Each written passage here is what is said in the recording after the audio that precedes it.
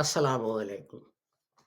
This is Monday, 17th of October 2022, and in our broadcasts, Reflections on the Holy Quran, this is broadcast number 364. And these days we are looking at verse 105 of Al Baqarah, chapter 2 of the Holy Quran, and this is the third broadcast in that series. We want to apologize that although um, our podcast was broadcast, as was the virtual mosque radio station, but something went wrong with our video broadcast, and we didn't manage to broadcast the video. So we apologize for that. These broadcasts are brought to you by Laser, Lahore Ahmadiyya School of Education in Religion, which is a branch of the Lahore Ahmadiyya movement or Ahmadiyya Anjuman Ishayat Islam. This organization is known by 2 or 3 different names. The Ahmadiyya movement was founded by Hazrat Mirza Ghulam Ahmad Sahib of Qadian, Rahmatullah Alayh, and his teaching was that although other people say that after the Holy Prophet another prophet will come, no prophet can now come, because the Holy Quran says the Holy Prophet was Khatamun Nabiyyin, and the Holy Prophet explained that by saying, La Nabi Abadi, there is no prophet after me. So now no prophet can come, whether it is an old prophet or a new one. Similarly, he taught that although other people start calling each other kafir and heretic at the slightest excuse, the Holy Prophet Muhammad had said that if one reciter of the kalima says to another reciter of the kalima that you are a heretic, you are a kafir, then this fatwa, this dispensation returns and falls upon the person who utters these words. So leave it to God to decide who's right and who's wrong. And Hazrat Mirza Ghulam Ahmad also taught that other Muslims say that some prophetic revelation was missed out from the Holy Quran, such as Ayah Rajam, Surah Walayat, and so on. But he said the God has promised to safeguard the Holy Quran, so nothing could be missing from it. Similarly, some people say that some verses of the Holy Quran have been abrogated. But Hazrat Sahib taught that no, this is not true. No verse of the Holy Quran is abrogated. And he taught that jihad is a fundamental duty of every Muslim. But the Holy Prophet defined jihad as jihad bin nafs. When returning from fighting, the Holy Prophet said that Muslims are returning from jihad asghar, minor struggle, to Jihad Akbar, the major struggle, and then explain that a jihad against yourself is the main struggle. Hazrat Mirza Ghulam Ahmad Sahib, he claimed to be a mujaddid in a series of mujaddideen who had appeared before him, but he did not claim to be a prophet. His tombstone said mujaddid, it did not say prophet. So, with that, let us turn to the verse of the Holy Quran that we are going to discuss, which, as we said, was 105,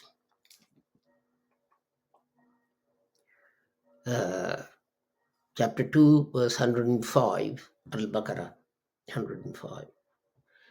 أعوذ بالله من الشيطان الرجيم بسم الله الرحمن الرحيم ما يود الذين كفروا من أهل الكتاب ولا المشركين أن ينزل عليكم من خير من ربكم والله يختص برحمته من يشاء والله ذو الفضل العظيم.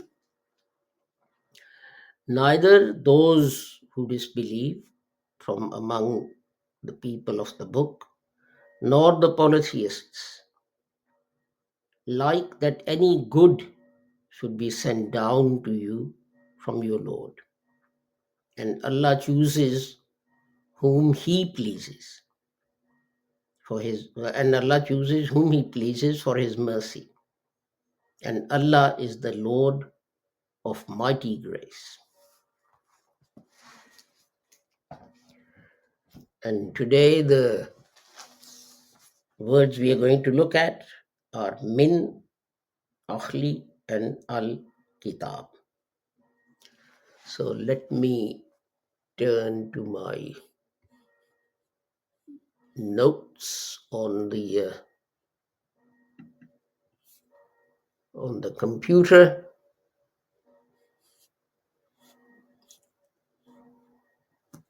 And let's see.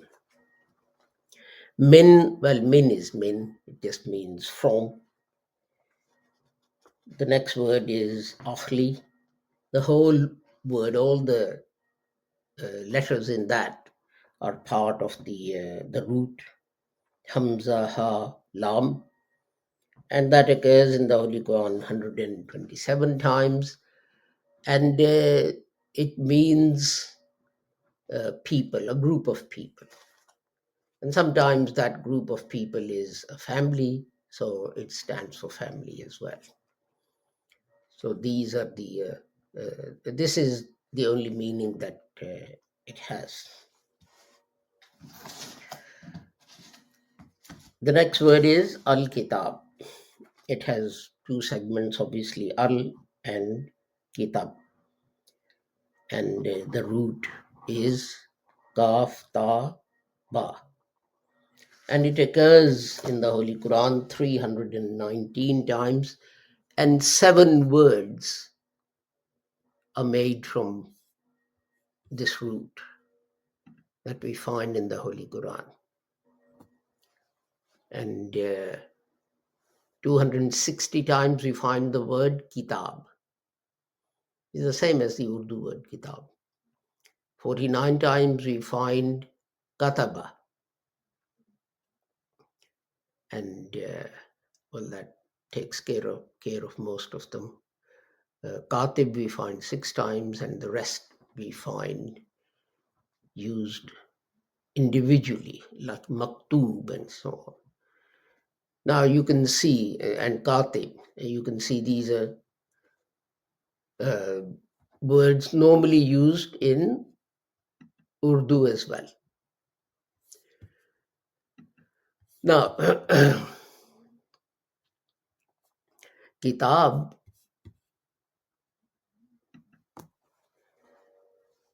actually means that you take two pieces of leather, skin, and you sew them together. For example, katabtu siqa'a, and I sewed together the water carrier.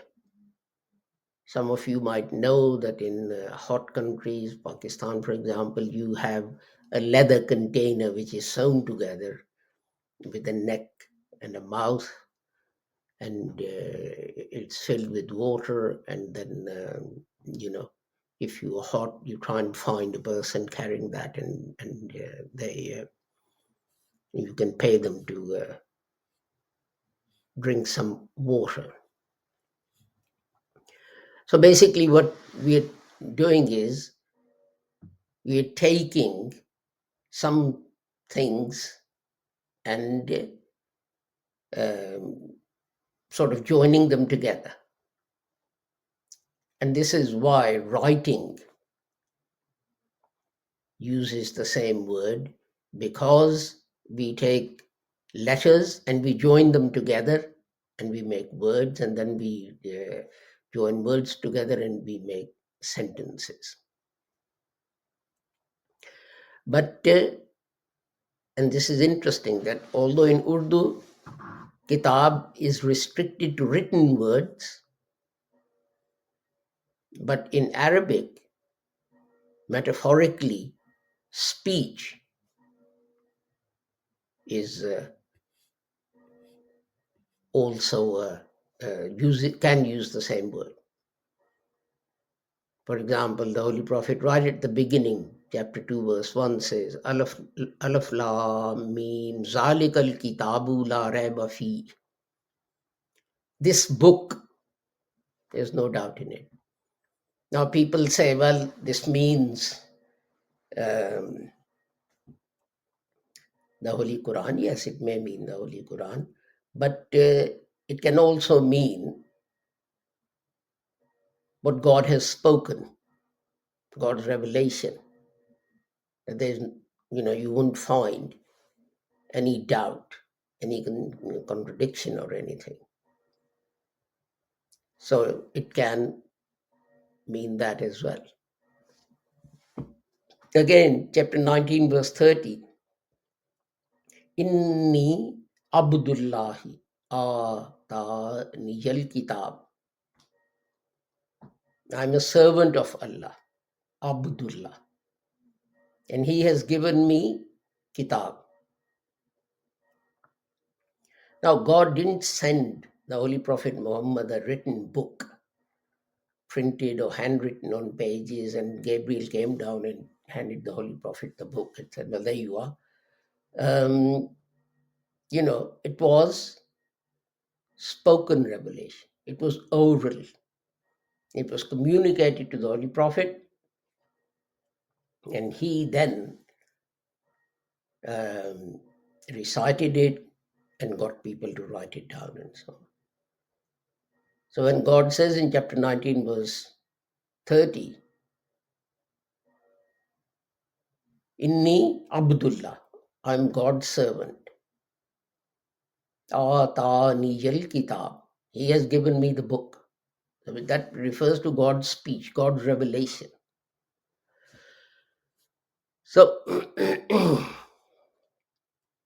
so eventually what happened was, as happens with all these things, that, Al Kitab became known, uh, became applied to only sort of written texts.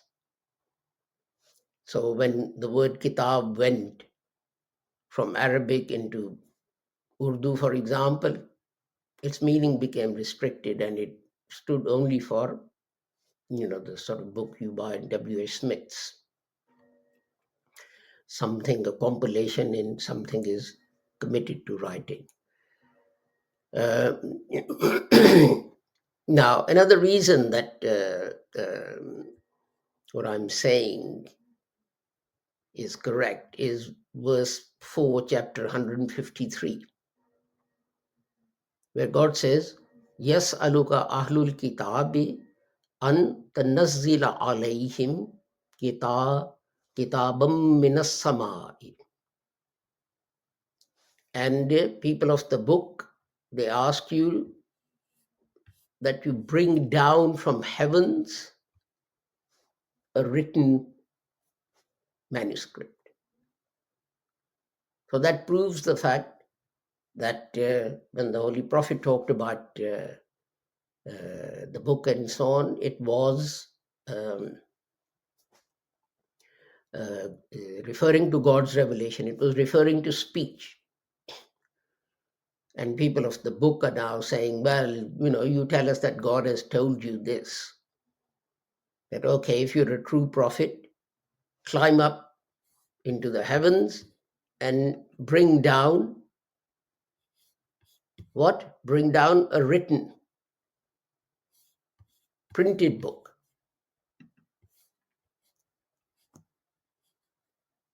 So, in another verse of the Holy Quran, chapter 6, verse 7, وَلَوْ نَزَّلْنَا عَلَيْكَ كِتَابًا فِي قِرْطَاسٍ. And if he had revealed to you a book written on paper. So you can see that the word book is used for things written on paper and for something else. And what's something else? That would be oral speech. And by extension, the word kitab or kataba, the root, is used to show that something has been conclusively proven, or an estimate, or made a duty. Or even if you decide definitely to do something, the same word is used. And the argument is, well, first you come up with an idea, you think of it in your mind, and then you express it with your tongue, and then at the end you will write it down to make sure that it's not lost. So and these meanings, there are verses of the Holy Quran which justify these meanings. For example, chapter 58, verse 21 says, Kataballahu la aghlibanna anava rusuli. And God's order is Kataballah. Here you won't translate that as God's book,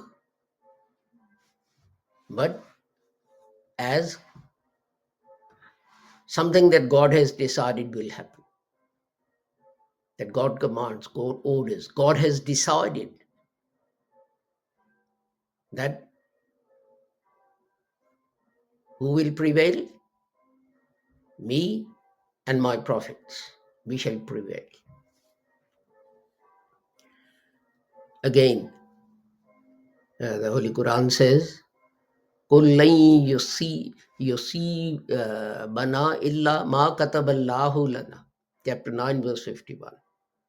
And tell them that nothing can harm you except that which God has, you can say, written for us, or destined for us and ordained for us. Ma kataballah. This is what God has ordained. This is what God has decided. So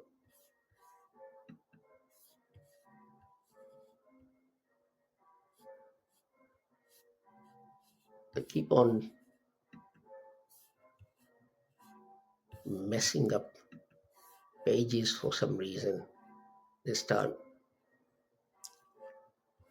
So we have chapter 2, verse 180. Kutiba alaykum iza hadara ahadakumul maut. When it is made a duty that when death comes, when God has decreed that you will die, kutiba, it is made your duty. Chapter 2, verse 183. Kutiba alaykumus siyam. Kutiba. You are commanded to do what? Fast. Alaykumus siyam. The word is kutiba, but meaning is it's your duty to do that. But see, this is one thing I keep saying, that people interpret things and then make them seem like the meanings of the Holy Quran, and that is very dangerous.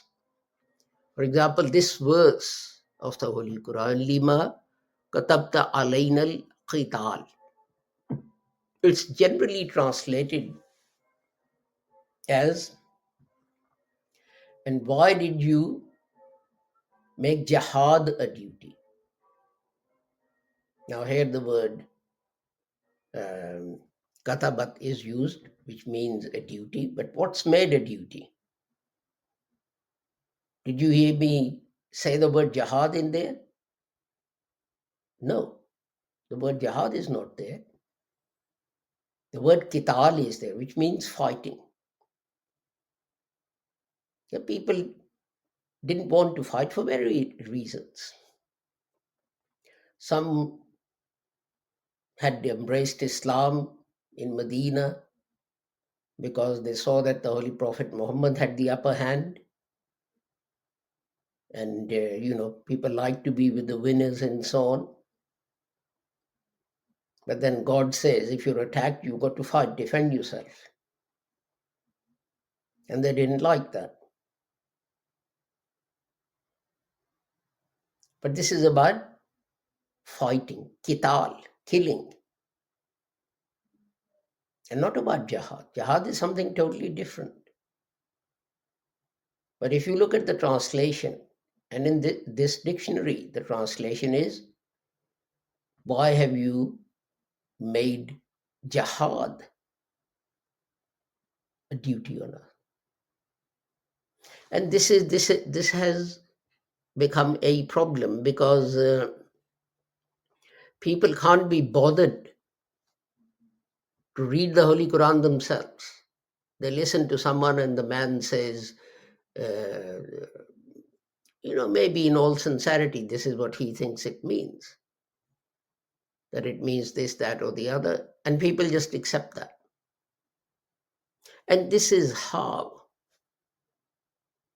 the original message of Allah to the holy prophets Moses and Jesus and David and others become changed.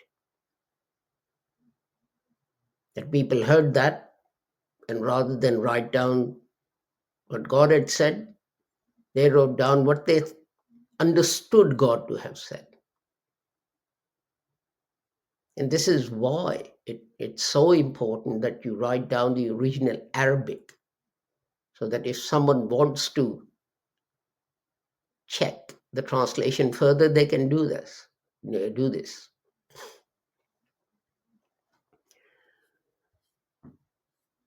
So let's see what else is there.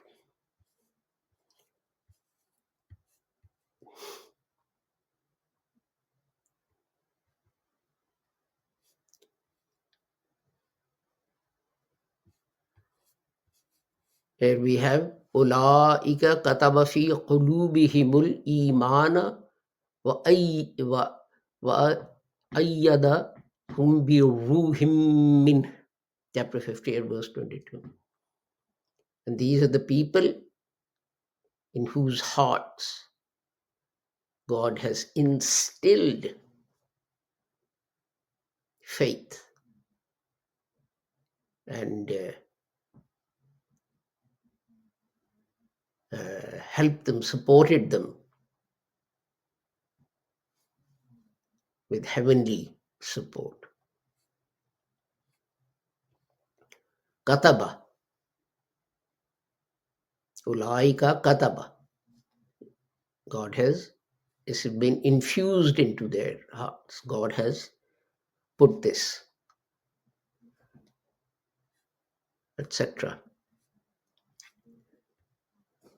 Faktubna ma'ashahidin, chapter 3, verse 53. Write our name amongst the, the believers. So here it's being used literally as write.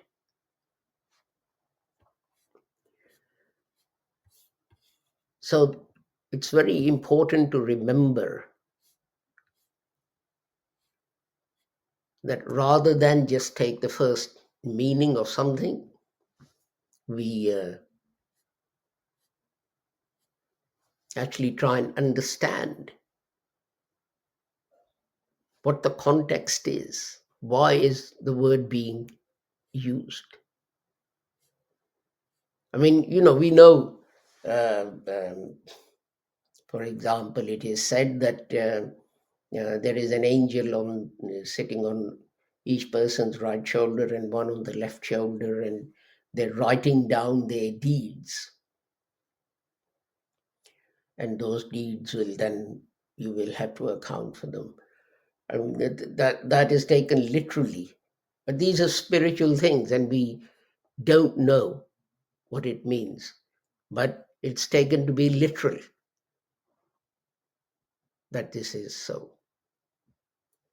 Here's another use of the word in chapter 6, verse 54. Katama rabbukum ala nafsihi rahmah. And God has made it his duty.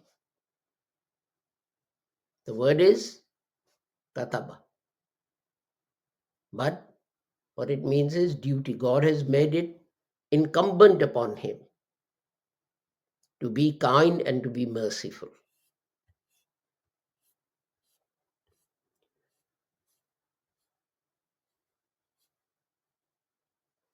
And as I said, kataba it is also then taken to mean fate, because the verse 51 of chapter 9 says, "Qul lan yusibana illa ma kataballahu lana." Nothing can harm you except what Allah has written. So here kataba means that God has decided that a certain matter will be dealt with, will result in something. So thou God has decided. So that person is saying that nothing can harm us except what Allah has deemed, what's been written in your faith, some people say. So with that, we end today's English broadcast. I again apologize that for some reason the Urdu broadcast, the Urdu broadcast didn't get broadcast, if you see what I mean, for technical reasons. I hope tomorrow it will be okay. There's also the reason that I've been unwell and hadn't been able to broadcast for 2 weeks, so I just sort of got out of the habit of pressing the buttons as I need to. Anyway, be that as it may, with the prayer that whoever you are and wherever you may be, may Allah keep all of you safe and sound and free from harm. Assalamu alaikum, Khuda Hafiz, and goodbye.